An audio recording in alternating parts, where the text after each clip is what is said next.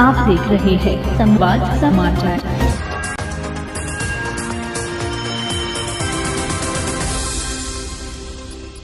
आज की विधानसभा की कार्यवाही अंदर सरकार के अंदर जिस प्रकार से गुटबाजी चल रही है और जिस प्रकार से मंत्री हों सीटें एक दूसरे पे आरोप प्रत्यारोप कर रहे, चाहे कैबिनेट में हो चाहे बाहर हो, तो मैं समझता हूँ कि लगता है कि संगठन BD शर्मा जी संभाल नहीं पा रहे और मुख्यमंत्री जी प्रशासन ढंग से संभाल नहीं पा रहे, तो ये इनको आत्मचिंतन का विषय इनको करना चाहिए। तो दूसरा 15 करोड़ देने की बात जो विधायकों को हुई थी, कल विधायक दल की बैठक में मुद्दा उठा के पैसे दिए नहीं और उद्घाटन हो गए, अब ग्रामीण लोग सड़क निर्माण की बात कर रहे हैं। देखिए, ऐसा है, भारतीय जनता पार्टी विकास नहीं चाहती। चाहे मैं तो ये कहना चाहता हूँ कि भारतीय जनता पार्टी के विधायकों कहाँ से मिल गया पैसा, उनको भी 1 लाख 2 लाख मिले, कांग्रेस के विधायकों को तो मिला ही नहीं पैसा। तो मैं समझता हूँ कि विकास प्रदेश की प्राथमिकता है। हर गांव के अंदर सड़क बनना चाहिए, हर गांव में जहां पे आवश्यकता किसान को DP मिलना चाहिए, स्कूल मिलना चाहिए। भारतीय जनता पार्टी विकास के काम नहीं कर रही, सिर्फ बड़े बड़े कार्यक्रम करके ब्रांडिंग करके बताना चाहती कि हम विकास कर रहे हैं, लेकिन विकास में 1 साल में भारतीय जनता पार्टी विफल रही। अब सरकार को लाना चाहिए, अगर विकास किया तो श्वेत पत्र लाना चाहिए कि हमने ये विकास किया, लेकिन सरकार उससे पीछे हट रही है। मैंने परिवहन को लेकर भी ध्यानाकर्षण की सूचना दी है। हमारे यहाँ पर अभी लगभग 2 माह में 5 बार चक्का जाम हो गया। मैं बार बार कह रहा हूँ कि इस व्यवस्था को ठीक करो, क्योंकि वहाँ पर इल्लीगल तरीके से असामाजिक तत्व कुछ जो और लोग हैं मिलकर लोगों के साथ मारपीट कर रहे हैं। ट्रक वालों के साथ मारपीट की अनेक घटनाएं हुई है और इसलिए अनेक लोग वहाँ पर इस तरह की परिवहन के नाम पर अवैध वसूली, गुंडागिर्दी, ये सब हो रहा है और 5 बार चक्का जाम हो चुका। तो हमारे क्षेत्र की जनता जाएगी कौन से रोड से अगर वहाँ पर चक्का जाम होता है? तो कई बार मैं ही 2-2 घंटे फंसा रहता हूँ। तो मैं चाहता हूँ कि व्यवस्था में सुधार हो, चेकिंग हो। इसमें क्या दिक्कत है? चेकिंग होना चाहिए, चेकिंग होना चाहिए। ये RTO का अधिकार है, परिवहन विभाग को चेक करना चाहिए, चेकिंग हो, पर व्यवस्था ऐसी हो कि जाम ना लगे, क्योंकि वो हमारा स्वर्णिम कॉरिडोर है, कश्मीर से कन्याकुमारी वाला रोड है, बहुत ज़्यादा ट्रैफिक है और यार्ड छोटा है, तो इस कारण से 10 गाड़ी भी खड़ी करते हैं तो जाम लग जाता है। तो जनता को हर दिन जाम का सामना करना पड़ता। उस दिन भी एक ट्रक आ रहा था स्पीड में, अचानक एक किसी ने स्टॉपर उसके सामने कर दिया, व्हील वाला स्टॉपर, तो ट्रक पलट गया। अब ट्रक पलट गया तो ट्रक वाला इतना आक्रोशित था कि वो ट्रक में आग लगा रहा था, खुद के ट्रक में सारे ट्रक वाले इकट्ठे हो गए। तो ये व्यवस्था सुधारने के लिए मैंने कहा है, लिखा है और मेरी ड्यूटी है, मैं वहाँ का विधायक हूँ, मेरी ड्यूटी है। क्या लगता है सरकार की नीतियाँ ठीक ढंग से काम नहीं हो पा रही है, काम नहीं हो रहा है? देखिए, सरकार की सारी नीतियाँ अच्छी हैं, सरकार बहुत अच्छा काम कर रही है। 1 साल में अनेक जनहित के निर्णय सरकार ने किए हैं। मोहन यादव जी बहुत अच्छा काम कर रहे हैं, सब चीज़ें अच्छी हैं। पर जहाँ गड़बड़ी है, तो अगर सरकार के लोग, हम लोग ध्यान में नहीं लाएंगे तो ये व्यवस्थाएं जहाँ गड़बड़ी हो ठीक कैसे होंगी? तो इसका मतलब क्या हम अधिकारियों को खुली छूट दे दें क्या? तो अगर हम लोग ध्यान में नहीं लाएंगे तो कौन ध्यान में लाएगा? एक CDR का मामला भी था, वो भी सागर में अनेक लोग मेरे से आके मिले थे कि सागर में कुछ नीचे के कर्मचारी जो साइबर सेल में काम करते हैं, CDR रिकॉर्डिंग देखते हैं, वो उसका मिसयूज़ कर रहे हैं।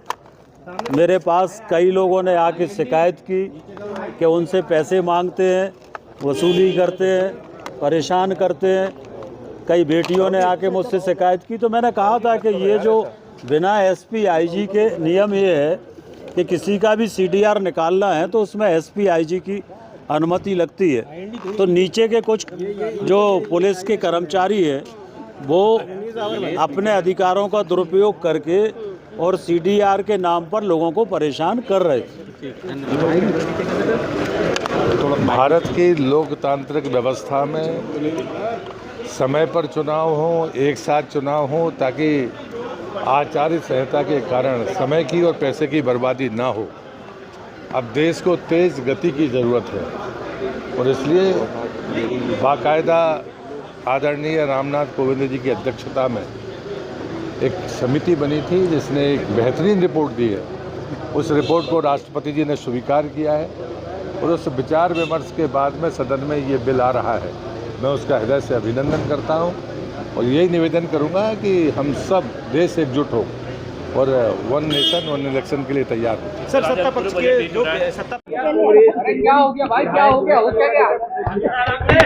कांग्रेसियों की जो हालत है वास्तव में इस तरह की हो गई है। मध्य प्रदेश की सरकार ने जितना भी कर्जा लिया है वो नियमों के अनुरूप लिया है और इस कर्ज से मध्य प्रदेश के विकास को ऊंचाइयां दिया। आज मध्य प्रदेश की सिंचाई क्षमता 50 लाख हेक्टेयर के आसपास। माननीय प्रधानमंत्री जी अतिशीघ्र केन बेतवा लिंक और जैसी परियोजनाओं का शुभारंभ करने जा रहे हैं। मध्य प्रदेश में सड़कों का विकास हुआ है। 44 लाख प्रधानमंत्री आवास हम इस वर्ष में। तो कांग्रेस का काम केवल विरोध करना है, लेकिन मध्य प्रदेश की जनता के चहुमुखी विकास के लिए भारतीय जनता पार्टी की सरकार का वित्तीय प्रबंधन भी बहुत बेहतर हुआ है और आगे आने वाले समय में वो श्वेत पत्र लाने की मांग कर रहा है। श्वेत पत्र लाने से क्यों लड़ाई बताएं।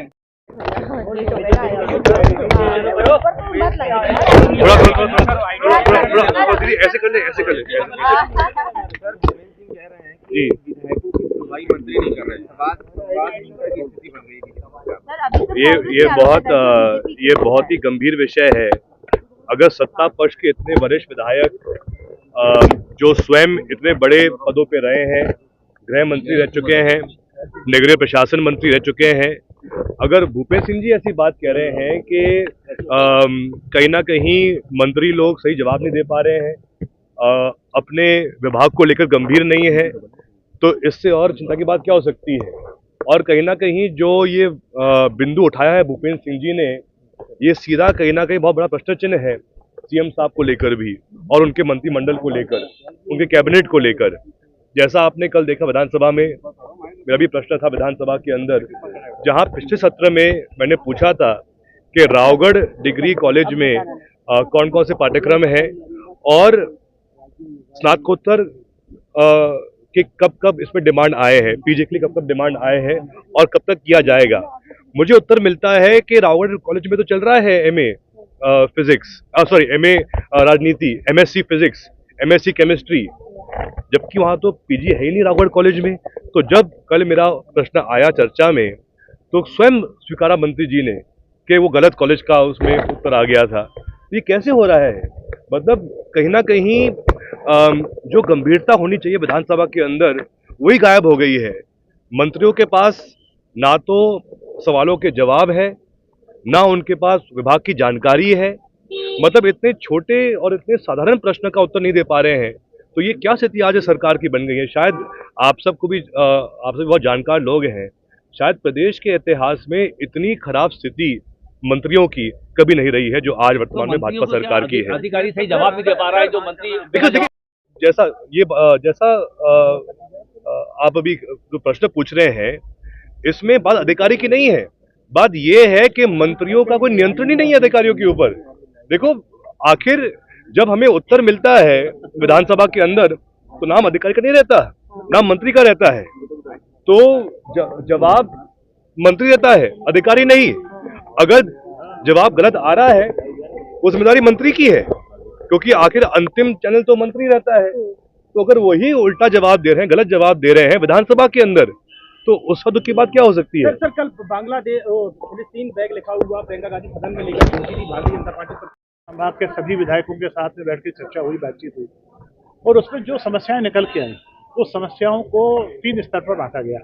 एक स्तर वो जो जिले के अंदर कलेक्टर के लेवल पर बढ़ सकता, उसका समाधान तुरंत कर दिया गया। दूसरा स्तर वो जो अधिकारी से अधिकारी की बातचीत करके समाधान हो सकता था, उसको निपटा लिया गया।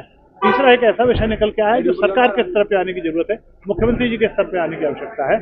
मुझको खुशी है कि जबलपुर की बैठक के 3 दिन बाद ही माननीय मुख्यमंत्री जी ने अपने स्तर की बैठक को बुला लिया और उस बैठक में जिस तरीके से विषयों का समापन हुआ, समाधान हुआ, मेरे को लगा कि बैठक पूर्णता की तरफ प्राप्त हो गई है, एक अच्छी शुरुआत हुई है। उसके लिए माननीय मुख्यमंत्री जी को बहुत बहुत धन्यवाद। छोटी बड़ी सर, छोटी क्या बड़ी बड़ी चीजों का समाधान निकला है।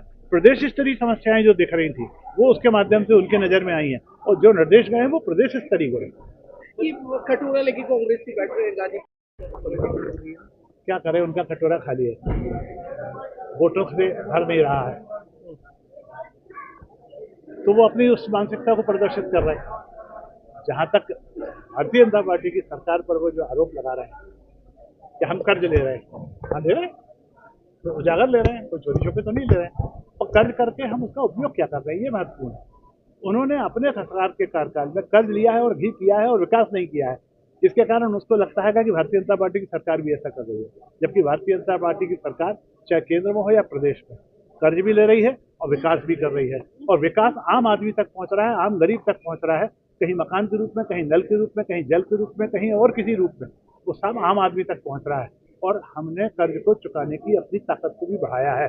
आज जिस तरीके से प्रदेश और केंद्र सरकार की जीएसटी के माध्यम से कमाई बढ़ी है, उससे कर्ज चुकाना हमारे लिए आसान हुआ है।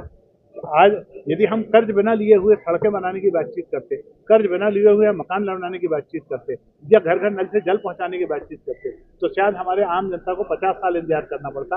उसको इंतजार नहीं करना पड़ा। ये विकास और सुविधाएं उसको आज की तारीख में मिल गई है। ये कर्ज लेके किया गया काम को मैं बुरा नहीं, अच्छा समझता हूँ। YouTube पर जाकर चैनल को सब्सक्राइब करें, लाइक करें और खबर को अधिक से अधिक शेयर करें और बेल दबाएं।